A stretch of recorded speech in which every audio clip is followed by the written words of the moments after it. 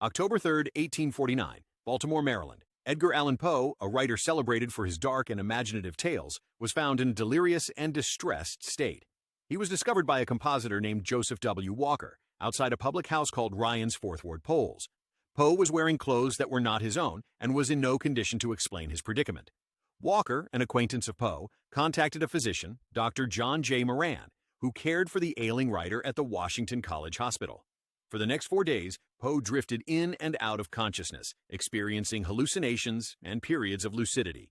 He would call out the name Reynolds, a figure who remains unidentified to this day.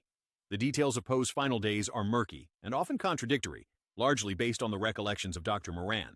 What is known is that Poe never fully regained his senses enough to offer a coherent explanation of what had befallen him. He died on October 7, 1849, at the age of 40.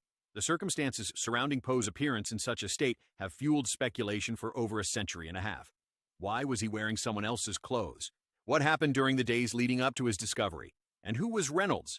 Numerous theories have been proposed, ranging from alcoholism, which plagued Poe throughout his life.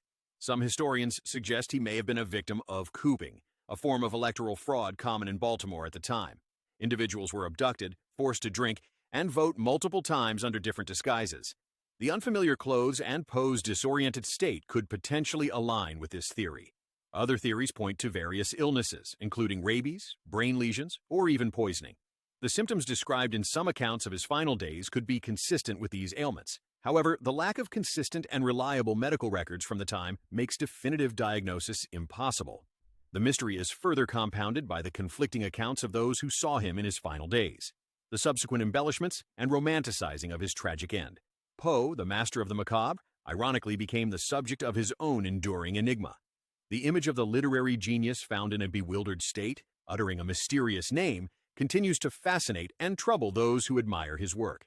His death, like many of his stories, is shrouded in shadows and unanswered questions, a final real-life tale of the uncanny that remains open to interpretation.